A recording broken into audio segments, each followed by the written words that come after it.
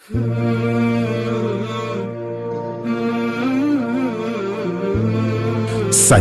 TV, manhaj ya Qur'ani na Sunna kwa ufahamu wa salafi wa umma.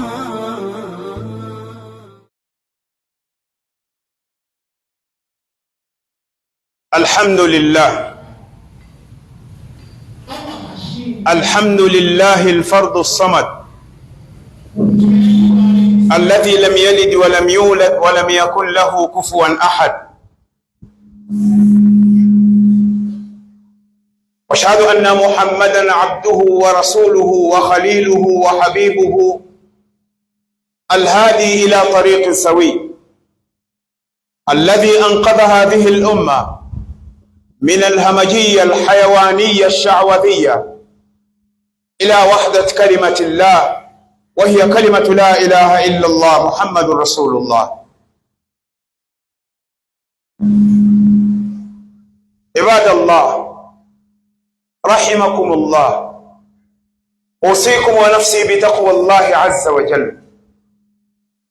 يقول المولى عز من قائل بعد أعوذ بالله من الشيطان الرجيم: يا أيها الذين آمنوا اتقوا الله حق تقاته ولا تموتن إلا وأنتم مسلمون. قال الله تعالى: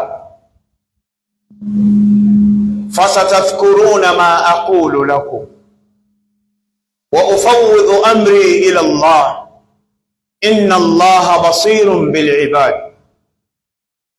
فوقاه الله سيئات ما مكروا وحاق بآل فرعون سوء العذاب. النار يعرضون عليها غدوا وعشيا ويوم تقوم الساعة أدخلوا آل فرعون أشد العذاب. وقال تعالى: وما أصابكم من مصيبة فبما كسبت أيديكم ويعفو عن كثير. وقال تعالى: وضرب الله مثلا قرية كانت آمنة مطمئنة يأتيها رزقها رغدا من كل مكان فكفرت بأنعم الله فأذاقها الله لباس الجوع والخوف بما كانوا يصنعون. ولقد جاءهم رسول منهم فكذبوه فأخذهم العذاب وهم ظالمون. أخرج الإمام البخاري رحمه الله في صحيحه حديثا عن عبد الله بن عباس رضي الله عنهما عن النبي صلى الله عليه وسلم قال صلى الله عليه وسلم: نعمتان مغبون فيهما كثير من الناس، الصحة والفراغ. أخرجه البخاري في كتاب الرقاق، باب ما جاء في الرقاق وأن لا عيش إلا عيش الآخرة. وأخرج الإمام الترمذي أيضا في سننه حديثا عن عبيد الله بن محصن الأنصاري الخثمي رضي الله عنه عن النبي صلى الله عليه وسلم أنه قال صلى الله عليه وسلم: من أصبح منكم آمنا في سربه معافا في جسده عنده قوت يومه فكأنما حيزت له الدنيا بحذافيرها. قال الترمذي رحمه الله: هذا حديث حسن. أخرجه في سننه في كتاب الزهد، باب من بات آمنا في سربه. Ndugu zangu katika imani, Waislamu wenzangu, hapa katika jiji la Tanga, mkoa wa Tanga, katikati ya jiji la Tanga, katika Masjidul Khair roundabout kwa maarufu mabanda ya Papa. Hii ni Ijumaa ya kwanza katika mwezi wa mfungo pili, moja ya ile miezi minne mitukufu. Inna iddata shuhur inda Allah 12 shahran fi kitabillah yawma khalaqa as-samawati wal ard. Hakika idadi aliyoiumba Mwenyezi Mungu, miezi aliyoiumba Mwenyezi Mungu tangu alipoumba mbingu na ardhi ni miezi 12. Minha, katika miezi 12, arba'atun hurum, kuna miezi minne mitukufu sana.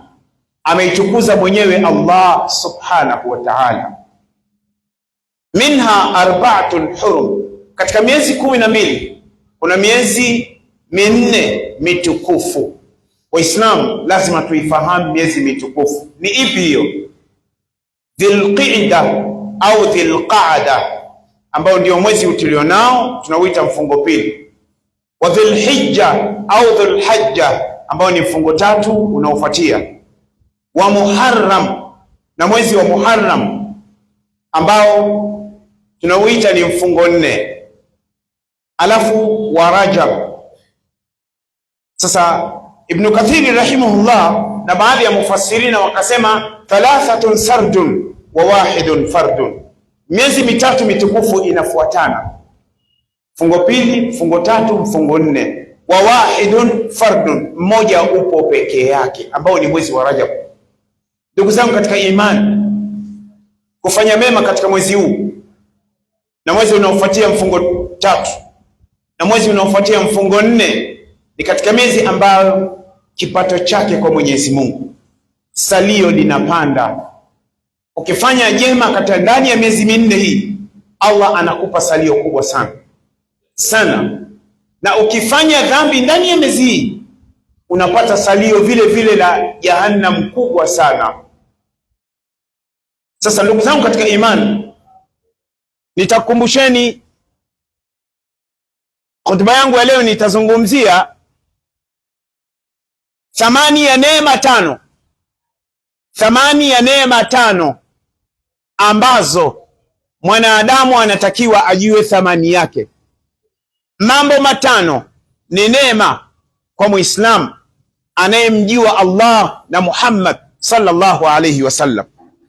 Sasa haya mambo 5, Mtume sallallahu alayhi wasallam anasema katika hadithi ameipokea Imam Bukhari al-Bardasbi al-Ju'fi rahimahullah, ambaye amezaliwa katika nchi kwa sasa ni ndani ya Urusi, lakini hivi sasa ni Bukhara, lakini kutoka katika tumbo la Ju'fi, Muhammad bin Ismail al-Bukhari rahimahullah. Bwana mkubwa huyu amepoteza umri wake kwa sababu ya kusoma kalamu Allah, akahifadhi hadithi za Mtume sallallahu alaihi wasallam. Anatoka Bukhara Urusi, anakuja Sham Syria, anafuata hadithi moja. Mimi na wewe tumefanya nini? Tunakwenda kusoma kwa mashekhe? Ni mdomo tu. Na nyinyi watu wa Tanga lazima mjue, nikwambieni, Tanga ni neema, ina wanachuoni wengi. Nendeni mkasome, nendeni mkasome. Na ndio maana Tanga wanaosoma ni watoto kutoka mikoani. Watoto wa Tanga wenyewe mmelala, mmepoteza muda. Sasa nakumbusheni mambo 5. Naomba Waislamu haya mambo 5, na nitayatolea mifano, ameyasema Mtume Muhammad sallallahu alayhi wasallam. Akasema ni'matani, neema 2, maghbunu fihima kathirun minan nas, watu wengi wanashindwa kuzitumia vizuri. Neema 2 katika hizo neema 5, watu wengi wanashindwa kuzitumia. Neema ya kwanza as-siha, Mtume Muhammad sallallahu alaihi wasallam akasema ni afya. Afya. Neema ya pili wal faragh, kupata muda wa kufanya mambo yako. Unaniona nimekaa hapa nimesimama, ni sababu ya nini? Neema ya afya.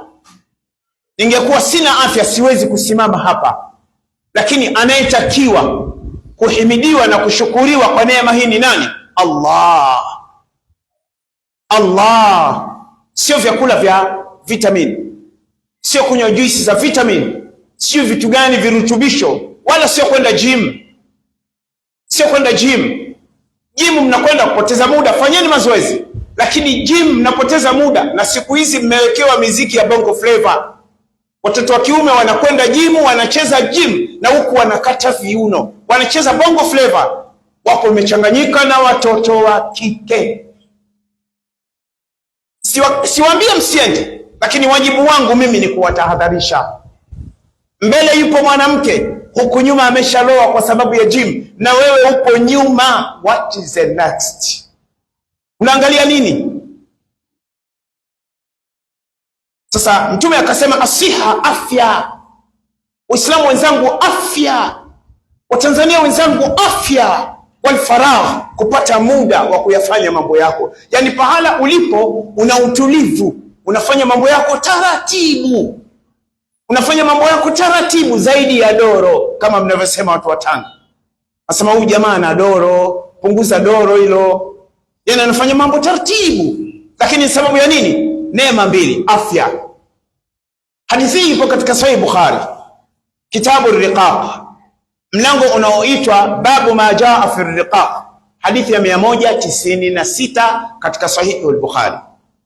Mtume amemfananisha mtu mzima mwenye akili yake kama mimi, amemfananisha kwamba afya ndiyo mtaji, walfaragh.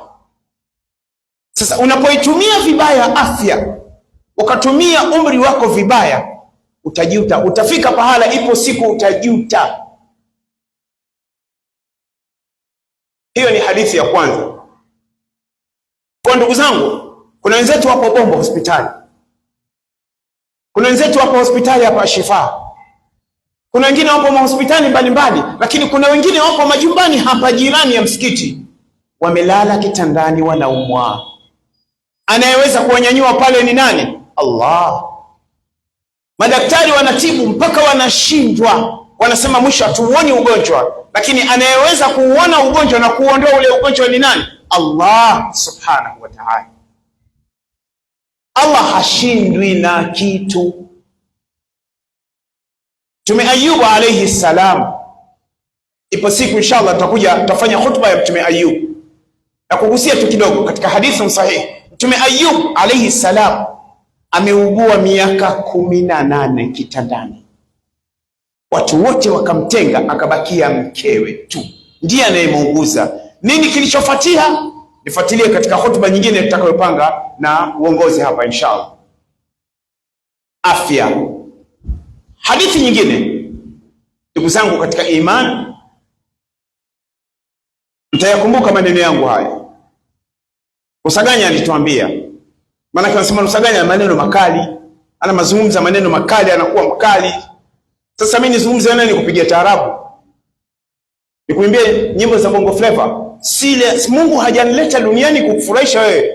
Nitamfurahisha mwanangu na wanangu na mke wangu na rafiki zangu, wale tutakayokubaliana katika mambo ya khair. Lakini wewe ati kwa sababu kuna upuuzi unafanyika nikae kimya? My friends, never. Kazi hiyo sifanyi. Sasa Mtume sallallahu alaihi wasallam, ndugu zangu Waislamu wenzangu, sikilizeni hii hadithi vizuri. Mtume Muhammad kama alikuwa Tanzania, kama aliwahi kuishi Tanzania, na huenda alijua Tanzania itakuwa hivi, wallahi. Na kuna aya sura 16 nitakwambia. Hadithi katika Sunan at-Tirmidhi, anaisimulia Ubaydillah ibn Mihsan al-Ansari al-Khitmi. Mtume anasema, man asbaha minkum aminan fi sirbihi, man asbaha minkum aminan fi sirbihi, mtu ambaye atakayeamka ana amani pale alipo.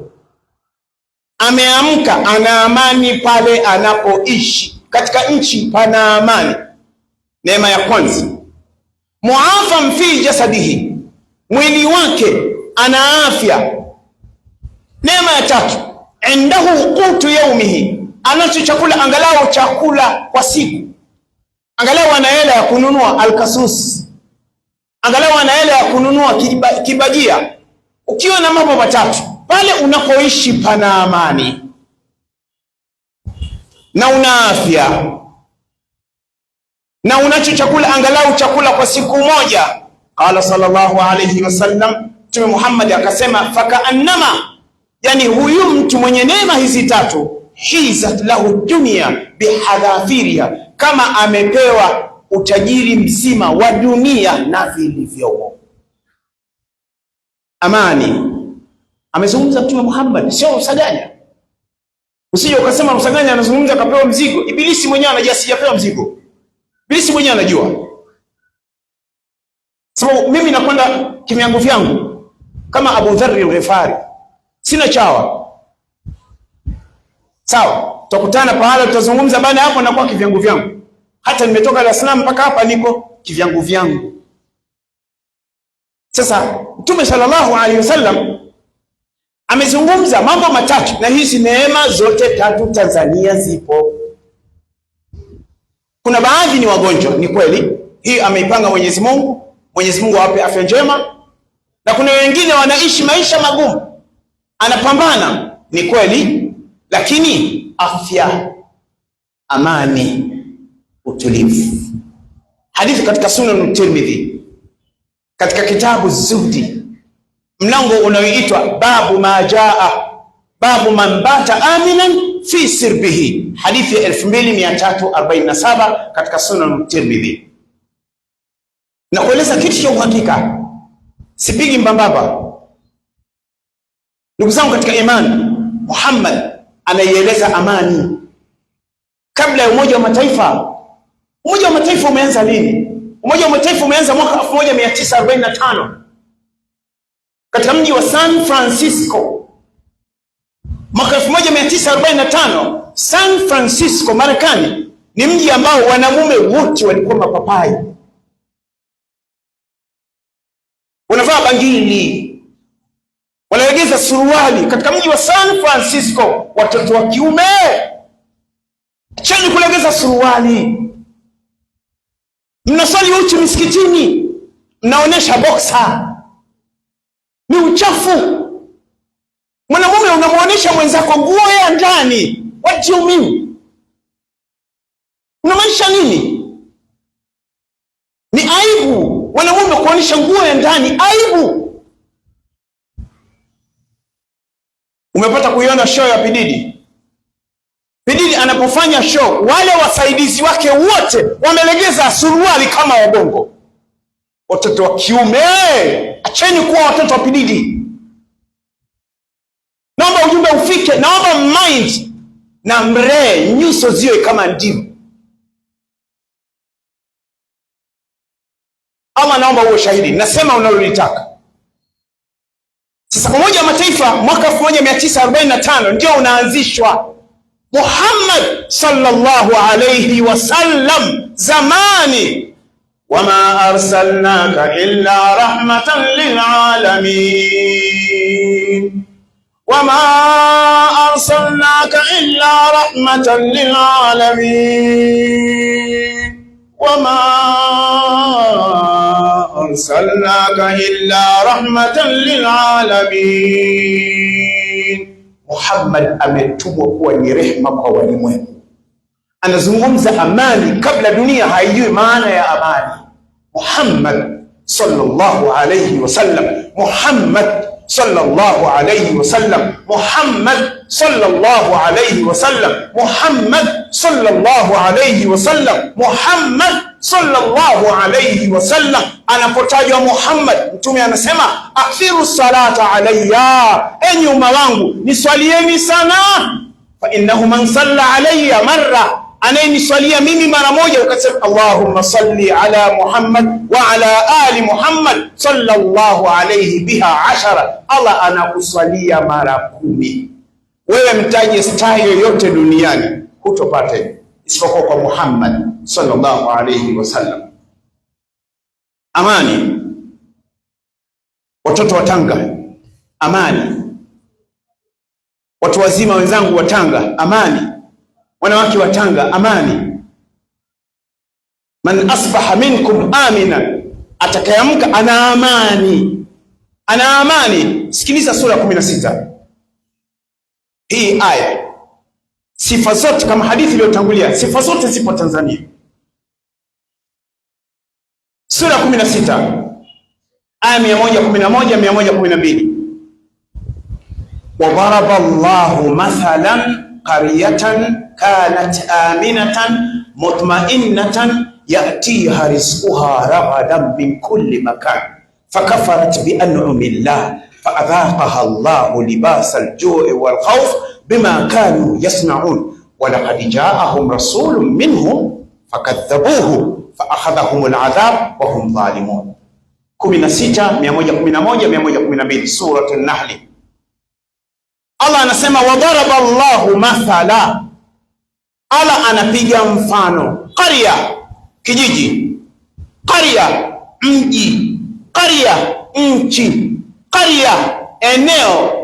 Watu usuli wanasema dhikrul juz'u wa iradatul kull. Watu wa balagha wanasema dhikrul mahalli wa iradatul hal. Chukua hiyo. Sasa Allah anasema wadaraba Allahu mathala, Allah anatoa mfano. Sikilizeni Qur'an wa Tanzania nyinyi. Wadaraba Allahu mathala, Allah anapiga mfano. Qarya, wa nchi. Kanat amina, ile nchi ilikuwa na amani, ilikuwa na amani. Mutmainna, ina utulivu.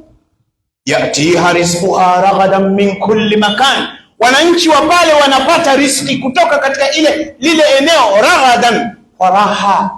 Wanapambana, huyu amebeba magunia, huyu amebeba mchunga, huyu amebeba miongo, huyu anabeba siyo pweza, huyu anafanya urojo, siyo raghadan.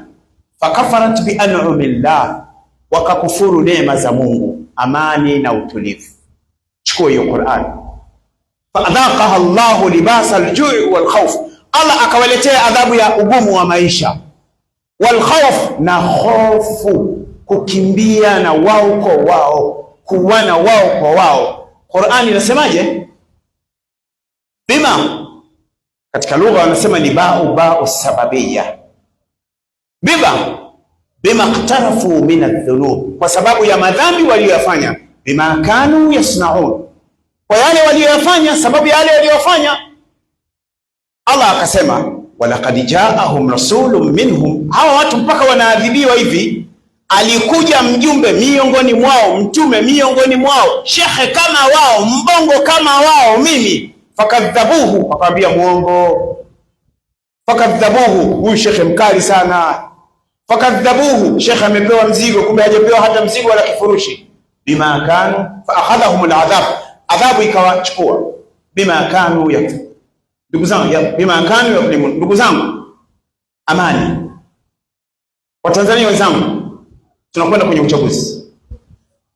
Naomba niwe wazi, sikuogopi wewe. Una uwezo wote wa kunifanya mpaka kadari ipite. Kadari kama haijapita, mwanangu, utaparamia moto. Nasema from my heart. Waarabu wanasema min samimi galbi, from my heart. Mimi sio mtu wa Tanga, mtu wa Kigoma, lakini nimeoa Tanga. Pangani zamani mtaa wa Malindi, hivi sasa unaitwa Maziwe. Mwaka 98 mwezi wa pili, 98 mwezi wa pili, naingia Pangani, naikuta vijana wako smart. Hivi sasa watoto wa kiume Pangani wanasuka nywele kama maodo zao. Wametoa wapi? Wanalegeza suruali, wametoa wapi? Bididi huyo. Sasa nazungumza from my heart. Akikwambia mtu kimenuka, mwambie nuka wewe. Akimwambia kitanuka, mwambie kitanuka kwako wewe. Waislamu wenzangu, nyinyi kuingia barabarani kufanya uovu, kuvunja nyumba za watu, maduka ya watu, kuchoma bodaboda za watu, kuvamia wanawake, watoto, kuua, mkifanya namna hiyo, nyinyi mna dhambi, kwa sababu Qur'an imekataza. Amani, amani. Na akikwambia mtu nataka demokrasia, mwambie kwanza demokrasia kwa mkeo. Nenda wewe na mkeo, mimi sitoki.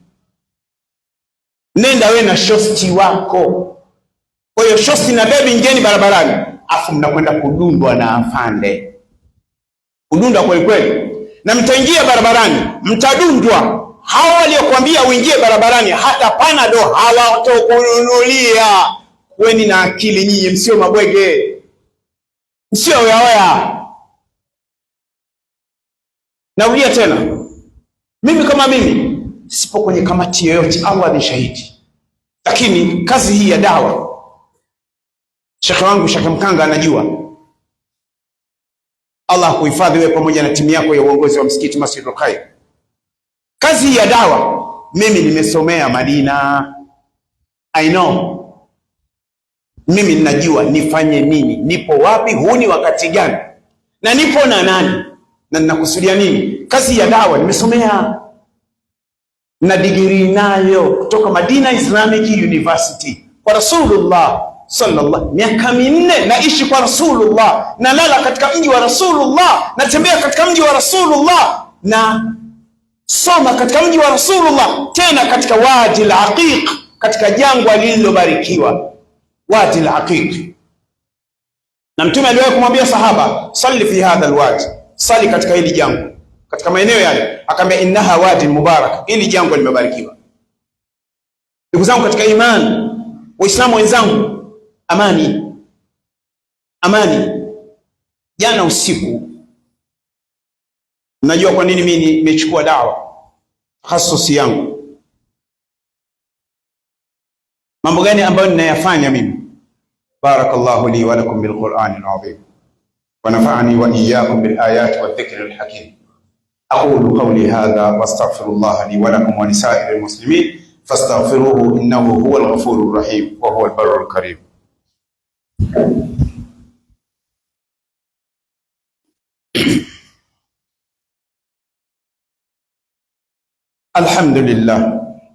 الحمد لله الذي جعلنا من الناصحين وأفهمنا من علوم العلماء الراسخين. أشهد أن لا إله إلا الله وحده لا شريك له وأشهد أن محمدا عبده ورسوله. Ndugu zangu katika imani, mnajua nini ninachokifanya ninapokuwa katika viwanja vya dawa? Nina kawaida ya kutembea mitaani mimi, hata Dar es Salaam. Mimi naishi Dar es Salaam na naishi mjini, siishi shamba, kwa sababu mitume wote wamezaliwa mjini na wameishi mjini. Hakuna mtume hata mmoja ametoka shamba. Wewe umesikia kuna shekhe mkubwa wa Tanga katoka Kirare? Umesikia kuna shekhe yoyote katoka Tundahua au katoka Maere? Mashekhe wote hapa 20, 21, 18 ngapi hapa mjini. Ndiyo manhajul anbiya. Naishi mjini na siondoki. Kadari kitokea sawa, lakini siondoki. Sasa jana baada salatul isha nipo pale Masjidur Rahma, nasikia kelele kama vile watu wanapigana. Kuja kuangalia, bodaboda siko kwa wingi, zaidi ya 3, 4, 5 watu wanafanya mazoezi ya box, yani kama vile kupigana ngumi. Nilikuwa pale kwenye matunda, nikamwambia unajua ile yote sababu ya nini? Neema ya amani. Kama kuna mtutu, vitu vinafyatuka barabarani, kuna mtu atakaa vile vile barabarani? Hakai mtu. Sababu ya neema ya amani. Watanzania, bakieni kama jinsi mlivyo. Shughulika na kuuza uono. Akikwambia twende barabarani, mwambie mimi nakwenda Kirare kutafuta muogo. Tafadhalini, hasa Waislamu. Wiki iliyopita nimemchukua bajaji mmoja, nikamwambia twende Forodhani. Sijawahi kufika Forodhani. Nikamwambia twende Forodhani. Afu nimevaa kiushikaji tu, piga t-shirt na suruali. Mimi ndio uvaaji wangu. Kwa hiyo ukiniingiza motoni, ukinitoa motoni, shauri yako. Maana ukiwa na kawaida ya kuwaingiza wenzako motoni na kuwatoa, ujue umechukua sifa ya Mungu. Na ndio hivi sasa kuna nyang'aru hivi sasa, wao kazi yao kuingiza watu motoni na kuwatoa watu motoni. Wao tu ndio watu wema. Niwakumbushe, balil insanu ala nafsihi basira, katika suratul Qiyama. Ukirejea katika tafsiri ya Imam Qurtubi rahimahullah, chukua hiyo Sheikh Mkanga, balil insanu ala nafsihi basira. Qala al-Qurtubi rahimahullah, qala al-Hasan basirun bi'uyubi ghairihi jahilun bi'uyubi nafsihi. Kuna watu wana kawaida kuangalia, huyu unamuona huyu, usisali nyuma yake huyu. Naona msikiti huu hapa fai kusali. Naona huyu usiswali nyuma yake. Wewe tukiswali nyuma yako ni Abu Huraira, wewe tukiswali nyuma yako ni Ali bin Abi Talib au Abu Bakar Siddiq radhiyallahu anhu. Sasa hivi ndivyo walivyo. Sasa nimepita katika eneo hilo, nimekuta hiyo hali. Sababu ya nini? Amani. Sasa nimekwenda Forodhani Jumaa iliyopita, nilikuwa naisikia Forodhani. Kwanza alinifuata bajaji kunipokea pale Ratco, nikamwambia hebu tupite supermarket tuchukue maji. Nikamwambia nasikia Forodhani, hebu nipitishe. Wakati huo saa moja nikakuta pako namna hii, akasema mashaallah. Basi siku ya tatu nimekwenda mwenyewe, nikamwambia bajaji nisubiri, nitakupa hata hela unayoitaka. Basi nimeingia pale, nimevaa suruali yangu na t-shirt, na mkononi nilikuwa nimeshika chupa ya maji. Hakuna aliyenijua kwamba huyu ni Rusaganya, na nimetembea maeneo yote eneo lile, lakini pana miziki mingi sana, watoto furaha. Ilikuwa baada ya Isha, familia ndio wanakuja na magari yao kuja kufurahi pale, wengine wanaondoka, wengine ndio wanaingia, watu wanakula na familia. Nikaona kuna chupa 3 pale. Sasa mimi ni mgonjwa wa chai, nikasogea kwenye chupa zile, nikamwambia kuna chai, akamwambia hapa kuna mwengo, mchuzi wa pweza na alkasus na tangawizi. Nikamwambia hapana. Nikatoka hapo nikasogea kule, watoto wanakuwa na bembea. Nikatoka hapo nikasogea. Sasa kwanza natoa pongezi kwa manispaa ya Tanga, namna mlivyojenga mazingira kwa wananchi. Maana yake ni kwamba kodi wanayotoa mnaifanyia kazi. Hilo la kwanza. La pili, ile yote, kwa nini Forodhani panakuwa vile? Amani. Amani, sababu ya neema ya amani. Iangalie Tanga Ngamiani, sio kule Kange. Kange ukienda baada ya maghrib utadhani kuna msiba. Ukienda Kange ukifika tu utadhani kuna eda pale, inna lillahi. Lakini njoo hapa Ngamiani, kullu shay fi. Ukienda pale hapa sijui wapi, tangamano ndio kabisa. Hiyo yote sababu ya nini? Amani. Jana nimekaa mpaka saa 5 usiku niko mtaani. Ni sababu ya nini? Amani. Maduka yapo wazi, maduka yapo wazi. Baada salatu al-fajr nimetembea, baada salatu al-fajr nimetoka pale mswali Masjidur Rahma, nimetembea kuangalia maduka bado, sababu ya amani. Nimezunguka mpaka nimetokea mtaa huu wa Tahmidi hapa karibu na Kibarua, sababu ya amani. Kwa hiyo ndugu zangu katika imani, Waislamu wenzangu, thamani ya mambo 5: afya, kupata muda kwa utulivu kufanya mambo yako. Umeamka pahala pana amani, unacho chakula angalau kidogo, sawa, halafu wewe mwenyewe una afya kidogo angalau mwilini, basi huo ni utajiri. Waislamu wenzangu, na kuombeni kama alivyosema Mufti Dr. Abu Bakar ibn Ali ibn Zubair hafidhahullah, hafidhahullah, hafidhahullah, amelikemea sana hili na neno kitanuka. Mufti wangu, ulichosema ni sahihi, umesimama katika haki, kutetea haki ya nchi. Watanzania hamjui thamani ya Tanzania. Nyinyi mpo hapa, kaiangalieni Dar es Salaam, wageni wengi sana ambao wamekimbia nchi zao. Dar es Salaam raha, amani. Dar es Salaam, na jina Dar es Salaam walilitoa Waislamu wa Arabu mwaka 1880. Dar es Salaam kutoka Oman. Dar es Salaam, lahum Dar es Salaam inda rabbihim. Na Dar es Salaam duniani zipo 2 tu. Mji mkuu wa Brunei unaitwa Dar es Salaam, na mji mkuu wa Tanzania ni Dar es Salaam. Kwa ndugu zangu, amani, amani. Mkisikia kuna maandamano yanayokwenda kinyume na amri ya viongozi, achaneni nao, hao mateja, mtakwenda mtadundwa. Na kuna watu wengine ni walemavu mpaka leo. Watanzania hamjui thamani yenu. Juzi nilikuwa naangalia Wasudani wanapanga foleni kuchukua chakula. Nishakwenda Sudani mara 3. Wallahi natembea usiku mji wa Khartoum katika maeneo amani, mpaka saa 6 usiku, saa 7 kunauzwa chai. Mitaa ya Khartoum imewekwa maji, mitungi ya kunywa maji. lakini hivi sasa hakuna kitu. Angalieni Iraq, angalieni Libya, sababu ya neema ya amani, lakini viongozi waliwaambia hawakuwasikia. Na mimi nimewafikishia haya, hamtoyajali. Fasatadhkuruna ma aqulu lakum wa ufawwidu amri ila Allah inna Allaha basirun bil ibad.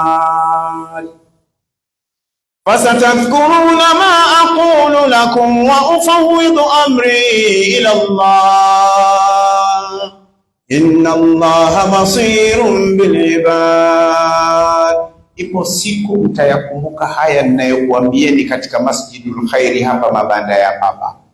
Rusaganya aliwahi kutuambia, na alikuja shekhe mwingine alituambia, na hutuba iliyopita katika Masjidul Khairi shekhe alizungumzia umuhimu wa amani, Ibrahimu alipoomba amani katika mji wa Maka. Mtayakumbuka haya, lakini ndio hivyo tena, huwezi kujua thamani ya meno ya mbele mpaka yatoke. Itakapofikia muda wa kucheka, huwezi kucheka, utakuwa hivi. Na huwezi kujua thamani ya baba na mama mpaka wafe, ndio utawakumbuka. Na huwezi kujua thamani ya meno mpaka yatakapotoka yote, unashindwa kutafuna hata pweza au kuono. Kwa hiyo neema. Na Waarabu wana mithali inasema, kathratul misas yufqidul ihsas. Ukishikashika kitu kila wakati unakosa kujua thamani yake. Chukua hiyo kwanza. Mwishoni niseme, mnaweza mkasema Rusaganya ameshasema. Utakutana na wale ambao wanaokuchangieni, achana na huyo Rusaganya bana, si tuingie barabarani. Sawa. Kuna methali inasema, ukifata barabara iliyoandikwa potelea mbali. Barabara imeandikwa hii si Pangani Road, sawa, mwishoni utakwenda mpaka Pangani au utakwenda mpaka wapi au Madanga, lakini ukifuata barabara iliyoandikwa potelea mbali utafika katika mji unaoitwa Laiti Ningelijua. Wenyeji wa pale wanaitwa umeyataka mwenyewe. Kabila lingine la pale shauri yako, unadundwa tu, unadundwa, umeyataka mwenyewe, unadundwa mguu mmoja juu mwingine juu, unaburuzwa, unawekwa kwenye renji, shauri yako umeyataka wenyewe. Wakikwambia tutoke, mwambie toka mwenyewe na bebi wako, mimi sitoki, tubakie salama. Mwenyezi Mungu atupe amani katika nchi yetu. Mwenyezi Mungu atupe amani katika nchi yetu. Mwenyezi Mungu atupe amani katika nchi yetu. Yoyote ambaye ni sababu ya Watanzania kukimbia nchi yao, Mwenyezi Mungu anamuona, aweze kumshughulikia. إن الله وملائكته يصلون على النبي يا أيها الذين آمنوا صلوا عليه وسلموا تسليما اللهم صل على محمد وعلى آل محمد كما صليت على إبراهيم وعلى آل إبراهيم وبارك على محمد وعلى آل محمد كما باركت على إبراهيم وعلى آل إبراهيم إنك حميد مجيد وارض اللهم عن جميع صحابة رسول الله أبو بكر رضي الله عنه وعمر رضي الله عنه وعثمان رضي الله عنه وعلي رضي الله عنه وعن سائر أصحاب رسول الله أجمعين. ربنا آتنا في الدنيا حسنة وفي الآخرة حسنة وقنا عذاب النار. ربنا ظلمنا أنفسنا وإن لم تغفر لنا وترحمنا لنكونن من الخاسرين. اللهم ارزقنا الأمن والطمأنينة في تنزانيا. اللهم ارزقنا الأمن والطمأنينة في تنزانيا. اللهم ارزقنا الأمن في تنزانيا. اللهم عليك بأعداء الإسلام في تنزانيا. اللهم عليك بأعداء الإسلام والمسلمين في تنزانيا. اللهم احصهم عددا واقتلهم بددا ولا تقتل منهم أحدا. فالله فسيكفينهم الله وهو السميع العليم. اللهم اكفناهم بما شئت وكيف شئت إنك على ما تشاء قدير.